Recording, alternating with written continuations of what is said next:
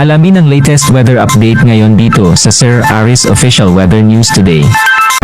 Ngayon, meron tayong binabatayang low pressure area dito sa loob ng ating Philippine Area of Responsibility. Huling namataan sa layong 540 kilometers northeast ng Itbayat, Batanes. Mababa naman yung tsansa neto na maging isang ganap na bagyo at wala namang direktang epekto sa anumang parte ng ating bansa. At posible rin itong lumabas ng ating Philippine Area of Responsibility. Ngayon, patuloy pa rin ang pag-iral ng southwest monsoon dito sa buong bansa natin. Ito rin yung nagdadala ng mga pag-ulan lalo na dito sa western section ng ating bansa.